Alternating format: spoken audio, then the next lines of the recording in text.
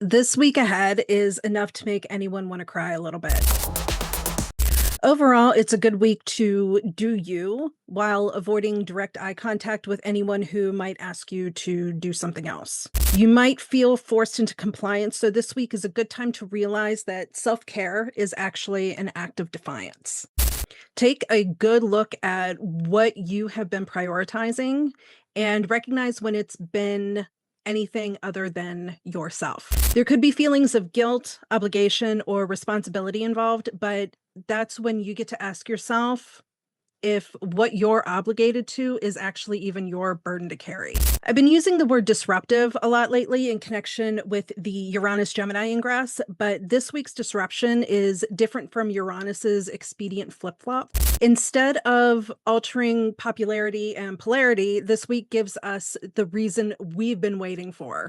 On Monday, May 4th, Mars squares Jupiter. And I will try to be gentle when I say this, but you are doing too much.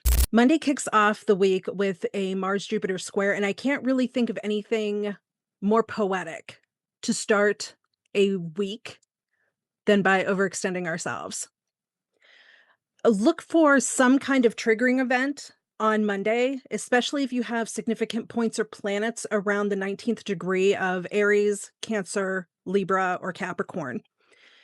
Double especially if any of those houses are in 1, 4, 7, or 10 in your chart.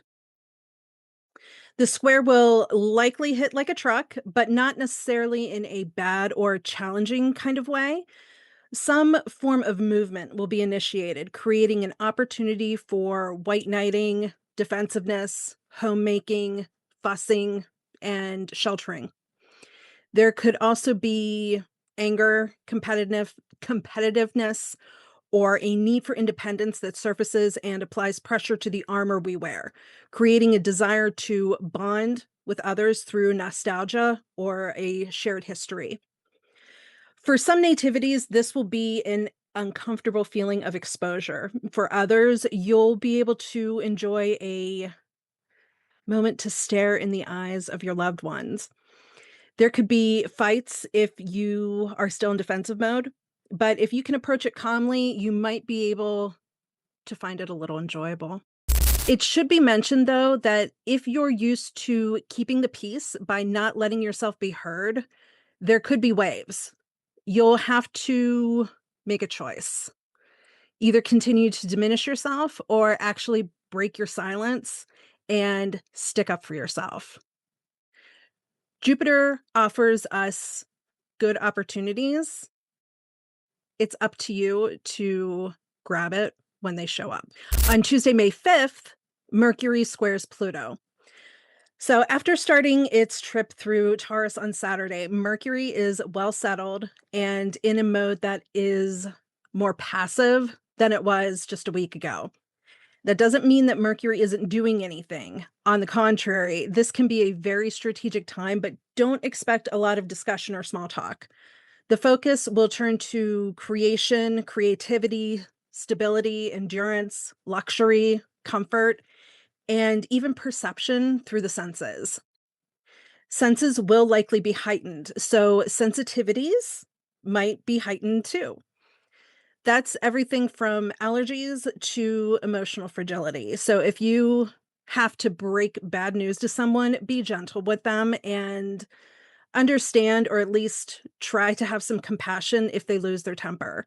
There will be surface level disinterest in some topics when there is an actual deep emotional investment. It's just that no one can bring themselves to let other people see them sweat right now. Earth signs like Capricorn and Virgo benefit most from this stubborn, focused, and maybe obsessive gaze. So just be sure to use it wisely. Otherwise, you might find yourself doing someone else's dirty work with very little convincing needed. Everyone is just a little bit more susceptible to suggestions, so think twice before committing to anything. Mercury is communication, and Taurus can be actual and literal soil that's being dug into.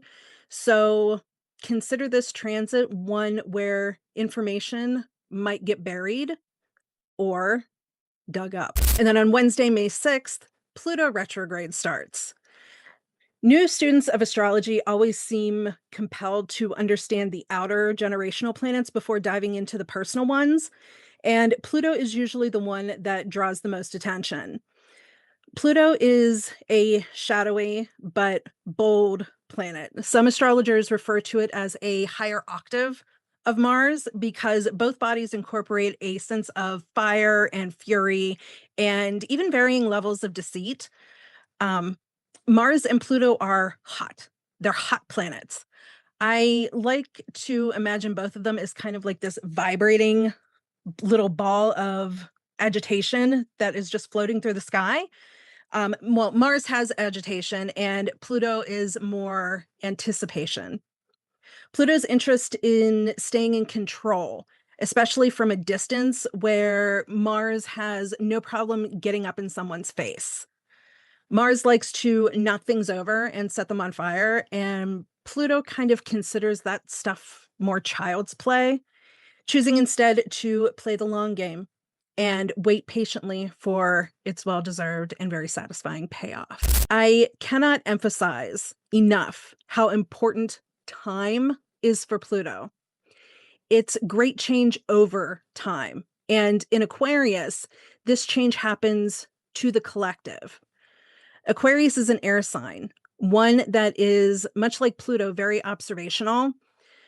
Surveillance and control of who can see or know what will be a returning and recurring theme. We've already seen this develop in FISA Section 702, voters' rights changes, and the entire mess that Doge created last year. With Pluto stopping in its tracks and holding off on its forward motion of rearranging stuff, this transition and the transformation that we've been experiencing within the collective stops with it. This about face serves as a trigger for Pluto to retreat, changing the way it changes things.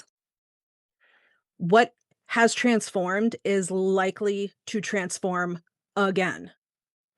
And it's hard for me to say what that could actually mean for the collective, especially with fallen Saturn for the next couple of years, because Aquarius loves to focus on the individual within the group.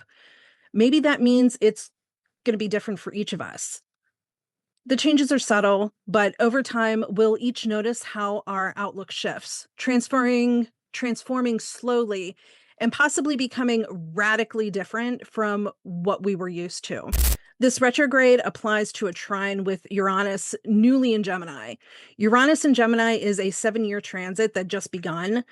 So Uranus isn't so different from Pluto in the sense that it changes things, but where Pluto's transit indicates a massive change in air over a very long period of time, Uranus reverses air on the drop of a dime. So opinions change unpredictably in response to what the collective observes. And that will be something that is ongoing for the next 7 years. And it's something that we should all be very particular to pay attention to over the next few years. The easiest way, I think, to view or witness this phenomenon is through public opinion. The stories Mercury tells through social media, new media, propaganda, and hardcore investigative journalism will directly impact the public's opinions and narratives depending on who consumes which media. Corporate news, cable, network television, entertainment, even that used to bring us together, has all become archaic and obsolete. Everyone believes what they want and what is easiest for them to understand, which will enlarge generational and cultural gaps. Libra, being the third air sign of the trigon, will have its hands full through this. If you have placements in Libra, especially if you're a member of the Libra Pluto generation, you will likely find yourself unsure of what to believe and also trying to mediate all of the confusion and differences of opinions that are going on. Uh, you might try to build some bridges and create diplomatic harmony for the differences of opinions between Aquarius and Gemini, or people who saw one thing and people who saw another thing. Significant Libra placements could eventually benefit from learning the value of well placed and intentional apathy. And I say that because you are not going to be able to solve the world's problems and you will burn yourself out trying.